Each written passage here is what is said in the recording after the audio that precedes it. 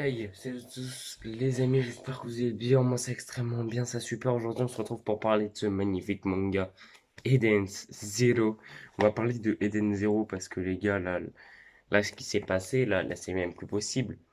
On a, on se fait, on se fait, on se fait mitrailler de chapitres, quoi. C'est incroyable puisque le chapitre 103 est sorti il y a 3 4 jours à peu près. Et on a déjà le chapitre 104. On se fait mitrailler de chapitres, c'est incroyable. Du coup, avant de commencer la review du chapitre 104 de Eden's Zero, je vais vous mettre, parce que vous savez, là, je suis en train de préparer une vidéo théorie, toutes mes théories sur Eden Zero pour la suite. Je suis en train de préparer cette vidéo et, malheureusement, je dois me retaper toutes mes reviews de chapitres d'Eden Zero, pour pas oublier aucune théorie. Je dois me retaper toutes mes reviews. Ça me fait à peu près 5 heures de visionnage. Alors, je vais pas faire 5 heures de visionnage consécutifs, sinon je vais mourir. Déjà, regarder une vidéo de moi, ça me saoule. Je vois assez ma gueule quand je fais le montage. Mais du coup, je vais me taper 5 heures quoi, de visionnage de mes vidéos. Bref, et du coup, j'ai vu qu'en fait, il y avait deux autres de mes théories qui s'étaient réalisées. Je vous mets les extraits tout de suite. Que dans le chapitre 102, on verra bien. Enfin, en tout cas, quand ils vont aller sur Grande Belle, ils vont le croiser, le Connor. Je le dis. Pour moi, il a eu des relations avec Ziggy. Non, pas. Arrête. Non, mais en vrai, il a eu. Je pense qu'il a dû pas. Il était ami avec Ziggy ou il a dû parler avec Ziggy pour connaître aussi bien le cosmos Sakura. Ou alors. Alors, pour commencer le chapitre, on a Erzi qui commence à se prélasser dans l'Eden Zero. Elle est en mode oh, il est toujours aussi bien ce bain d'Éden, tu vois, parce que oui, elle est dans le bain d'Éden. Et elle est en mode oh, il est toujours bien, il est toujours aussi bien ce bain d'Éden. Voilà. Donc voilà, bon, ce chapitre 104, c'est juste un chapitre de transition, mais quelle transition? Franchement, vous allez voir, ça va aller vite. Ça va aller très vite. Mais du coup, voilà, on a Erzi qui est là, qui est en mode elle se prélasse dans Eden Zero et tout ça. Et elle est bien, tranquille. Et on a une certaine personne qui joue la folle, qui joue trop, un peu trop la folle avec Erzi. Parce qu'on se rappelle que Erzi, c'est quand même une des 6 généraux galactiques démoniaques, qu'elle est certainement plus forte que Drakenjo, puisque c'est la maître des 7 cosmos. Donc c'est la maître des 7 cosmos, c'est une des 6 généraux galactiques démoniaques, elle est certainement la plus puissante des 6 généraux galactiques démoniaques. Donc on a quelqu'un de plus fort que Drakenjo. On se rappelle que Drakenjo, il était invincible. Il a défoncé Shiki, il a défoncé Wise. Omura, il a galéré contre Sylph. Sylph qui est juste un petit sbire à la con de Drakenjo. Et Omura, elle joue la folle. Elle est en mode allez, Erzi, viens me battre. J'ai envie de dire Omura, ferme ta gueule, tu vas te faire éclater les dents. C'est bien ce qui s'est passé. Bon, et donc ensuite, bon, le combat commence. Erzi, elle explose littéralement Omura, hein. Omura qui est déjà très très puissante, hein. Omura, elle est très très très forte, hein. Et elle a une puissance, mais juste monstrueuse, Omura. Elle est quasiment de même force que Valkyrie. Sans se mentir, elle est quasiment de même force que Valkyrie, Omura. Et on a Omura qui commence à arriver. Elle va poignarder, enfin, elle va lancer son épée sur Erzi. Et Erzi, elle arrête l'épée pas avec une main ou pas avec un bras ou je sais pas quoi, avec ses doigts de pied. Voilà, elle arrête l'épée avec ses doigts de yep. Je comprends pas. Bon, bref, Omura va littéralement se faire péter les dents. Oui, j'ai le tome 6 dans les mains en même temps. C'est que voilà, Omura va se faire littéralement péter les dents. Erzi va même lui voler son sabre. Et voilà, enfin bref, Omura va se faire éclater, elle va se faire défoncer. En même temps, c'est Erzi. Alors je savais très bien que Erzi était d'une puissance monstrueuse, hein. Je l'avais mis dans mon top 10 des plus puissants enfin dans mon top 15 des plus puissants personnages d'Eden Zero, vous vous rappelez, je l'avais mis en troisième position. Mais là, voilà quand, elle est monstrueuse. Bon, donc ensuite, on a Shiki qui veut absolument poursuivre son grand-père. Il est en mode qu'est-ce que tu sais sur mon grand-père? Il dit ça à Erzi. Il est en mode dis-moi ce que tu sais sur mon grand-père, où est-ce qu'il est, pourquoi il est comme ça et tout ça. Et on a Erzi en gros qui lui dit reste tranquille mon pote. Voilà. Parce qu'on sait qu'Erzi elle est assez grossière, elle parle facilement avec les gens, tu vois. Il fait reste tranquille, tu vois. Bref, mais là on voit vraiment que qu'il est vénère, tu vois. Il est en mode tu vois. Genre il veut pas déconner. Sa tête elle est vénère. Il est vénère. Bon en même temps. on parle de son grand-père, quoi. Donc voilà. Mais il est vénère. Il veut taper, ça se voit. Shiki, arrête. Bon, et donc ensuite, on apprend que Erzi, elle vient de la. Elle a fait elle était dans une planète où il y avait la guerre. Et donc, elle errait dans le cosmos comme ça. Alors, elle errait dans le cosmos. Dans Eden Zero, il y a plein de fois, on dit, ouais, il y a des personnages qui errent dans le cosmos. Mais à bord de quoi? Dans un vaisseau, sans vaisseau, elle respire dans l'espace, on sait pas. Mais bref, elle errait dans le cosmos, du coup. Et on a Ziggy qui l'a récupérée. Donc, à bord de l'Eden Zero. Alors, elle était toute petite, hein, elle avait à peu près 5, 6, 7 ans, 7 ans à peu près. Donc voilà, c'était une enfant. C'est une enfant, tout simplement. Donc elle a connu les étoiles brillantes, Valkyrie, Witch, Omura. D'ailleurs, elle dit qu'elle est triste pour la mort de Valkyrie. Voilà. Et donc voilà. On a même Witch ou Sister qui fait la réflexion, t'as bien grandi, Erzi, parce que oui, du coup, elle connaît Erzi, puisque Erzi a été à bord de Eden Zero, les étoiles brillantes étaient déjà là. Donc, du coup, bah, de toute façon, en plus, on avait vu dans les chapitres spéciaux d'Erzi, c'est-à-dire les chapitres où on avait vu Erzi se taper avec Shiki, on avait vu que Witch connaissait Erzi, puisque parce que Witch avait parlé de Erzi en mode c'est elle qui a protégé l'Eden Zero pendant que j'étais en veille, etc. Donc voilà. Et ensuite, les gars, on apprend que en fait, Erzi avait simplement, enfin, Ziggy, pardon, avait demandé à Erzi de s'occuper de l'Eden Zero en mode. Enfin, en fait, il est parti avec Shiki sur Grande Belle et ouais, il est parti avec Shiki sur Grande Belle et il a demandé du coup à Ziggy. Enfin, pardon, je m'embrouille les pinceaux. Ziggy est parti avec Shiki sur Grande Belle et a demandé à Erzi de s'occuper de l'Eden Zero. Voilà, c'est mieux comme ça. Donc, du coup, Erzi qui était assez petite hein, au moment où Ziggy est parti avec Shiggy sur Grande Belle. Voilà, elle devait déjà s'occuper de l'Eden Zero. En plus de ça, on a un moment comique où on a Erzi qui dit à Shiki, tu sais que j'ai dû changer tes couches. Voilà. Donc c'était marrant. Bref, du coup, on apprend que voilà, c'est Ziggy qui a demandé à Erzi de s'occuper de l'Eden Zero. Alors jusque-là, on n'a pas tant de révélations que ça, c'est pas des révélations, c'est bon voilà, des informations supplémentaires, mais on n'a pas de révélations. Même dans ce chapitre, on pensait avoir des grosses révélations, mais on n'a pas de grosses révélations, juste des informations supplémentaires. Et ensuite, les gars, on apprend que déjà petite, Erzi faisait un tête-tête avec Valkyrie, en fait. Déjà à 7 ans, elle était aussi forte que Valkyrie. À un moment donné, où sont les limites de Erzi? Elle n'en a pas. C'est clair et net. Erzi, elle se tapait contre Valkyrie en 1v1.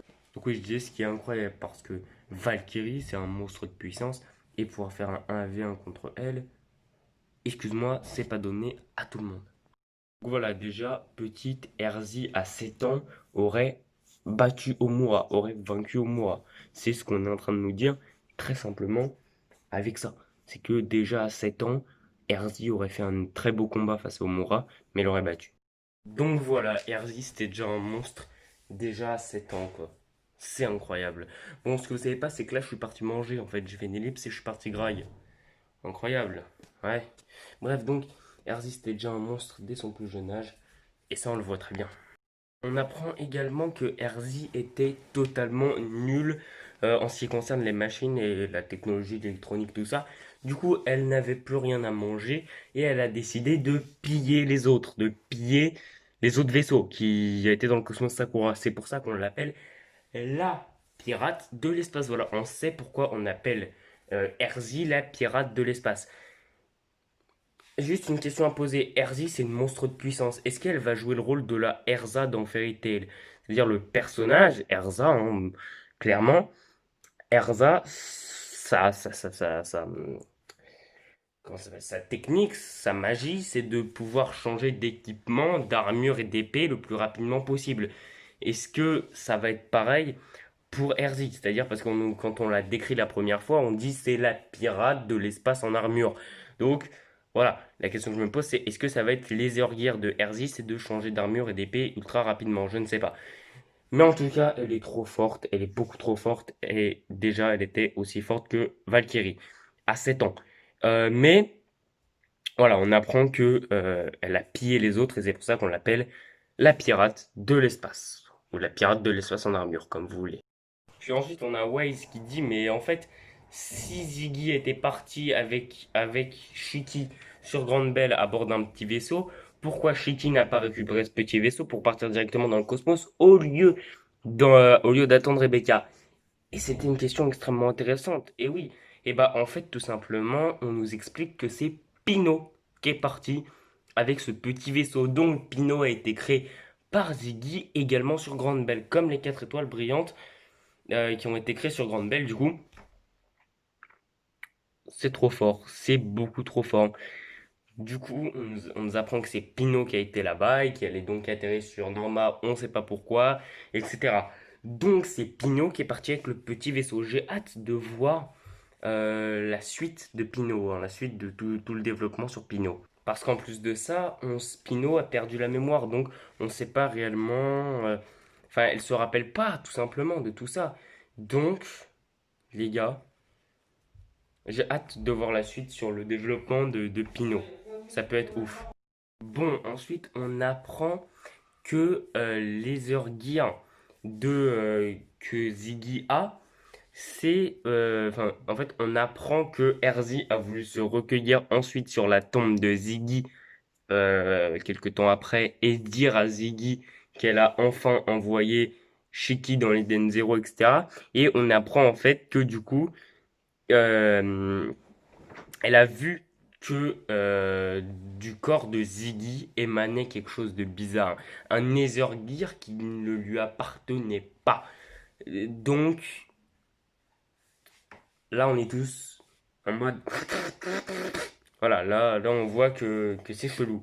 Et moi, je garde ma théorie du fait que Ziggy est contrôlé par un des 4 autres généraux galactiques démoniaques. Ce qui serait incroyable. Là, quel va être le prochain ennemi? Est-ce que ça va être un autre généraux galactique démoniaque? Je ne sais pas. Mais en tout cas, moi, je reste persuadé que il est géré par un des 4 autres généraux galactiques démoniaques. Peut-être moins fort que RZ, je sais pas, parce qu'il faut pas abuser non plus. Mais moi, je suis persuadé que c'est le cas. Moi, je suis persuadé.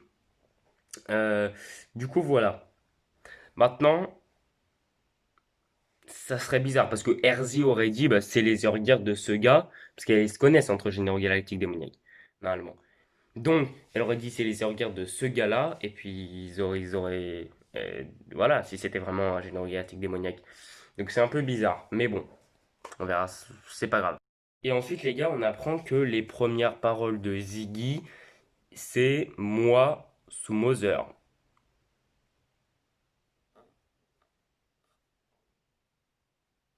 Voilà, Je ne comprends pas. j'ai rien fait. Non, je suis en pleine review, la vois-tu. Mais j'ai rien fait. En fou. Après, tu me Non, regardes. je suis en pleine review. Mais j'ai rien fait. Donc, j'étais en train de dire que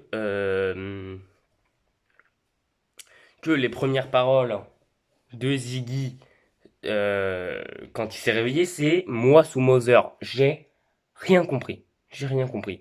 Vraiment, pourquoi il dit ça? Je ne comprends pas. Pourquoi? Bref, j'ai rien compris de pourquoi il a dit ça. Si vous avez peut-être une idée de ce que ça veut dire, n'hésitez pas à me le transmettre en commentaire. Mais si vous n'avez pas d'idée, bah voilà. Mais moi, je comprends pas. Bref, excusez-moi, je disais juste que j'ai pas trop compris les paroles de Ziggy. Mais bon, c'est pas très grave. De toute façon, ça va être un mystère, j'espère, vite résolu. Mais on verra bien. Franchement, j'ai hâte de voir ce que ça veut dire. Est-ce qu'il était bourré, drogué? Je sais pas. Mais en tout cas, j'ai hâte de voir ce que ces paroles veulent dire. Parce que, voilà quoi, hein. Et donc ensuite, on a Erzi qui parle à Shiki. Enfin, Erzi, elle est tout simplement partie. Elle est partie avec son Skull Ferry, elle se barre, on n'a même pas eu le temps de voir qu'elle s'est barrée. Et elle dit à Shiki, en fait, si tu veux revoir ton grand-père, si tu veux l'affronter, euh, bah viens dans le cosmos externe avec moi et tu vas le taper, quoi. Et en gros, après, on a Shiki qui dit notre objectif principal c'est Mother, mais si on croise mon grand-père, on lui fout des coups de tatane dans la gueule, quoi. En gros, il dit ça. Donc voilà. Donc, est-ce que Ziggy va être l'ultime méchant, le dernier méchant? Peut-être. Franchement, peut-être. Mais ça me ferait bizarre. Ça ferait bizarre que Ziggy soit le dernier méchant le plus fort. Ça serait chiant. Franchement, sans vous mentir, ça serait chiant. Moi, j'aimerais pas. Tu vois, sans vous mentir, ça serait relou parce qu'on n'aurait pas d'entité surpuissante, maléfique, comme Zelef par exemple, dans Fairy Tail. Vous voyez, Zelef. Donc voilà. Ça serait dommage, mais c'est pas très grave. De toute façon, Zelef, on en entend parler dans le tome 12, pour la première fois dans le tome 10, un truc comme ça de Fairy Tail. Là, dans le tome 10 de Fairy Tail, on n'entend pas, de Eden Zero, on n'entend pas parler d'une entité maléfique. Mais voilà. Et on voit Zelef pour la première fois dans le tome 25. Bon, le tome 25, même les chapitres concernant le tome 25 de Eden Zero sont pas encore sortis. Parce que là, c'est le dernier chapitre du tome 12. Faut le savoir, c'est le dernier chapitre du tome 12. Mais bon, donc elle dit ça, et finalement, le chapitre s'arrête sur l'Eden Zero, juste en face de Dragonfall. Ils sont juste en face de Dragonfall, qui leur permettrait donc, s'ils arrivent à traverser Dragonfall, de passer dans le cosmos externe. Donc, pour moi, je continue à le dire un truc. Ezerion, pour moi, c'est vraiment. Regarde, Ezerion, donc la porte 3000. Non, 3179, si je me trompe pas. 3173, pardon. Donc, la porte 3173, Ezerion, pour moi, c'est un boost de vitesse extrême qui permettrait de passer Dragonfall très rapidement. Bref, sur ce, moi j'ai envie de vous dire à bientôt pour de nouvelles vidéos.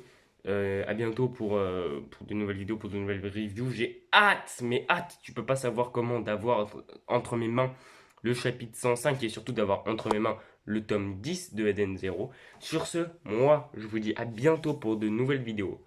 Bientôt pour de nouvelles reviews. Pouce bleu, commentaire, partage, abonnement. Et puis sur ce, moi, à bientôt. Vous savez ce qu'il vous reste à faire. Et puis voilà, bye et à plus.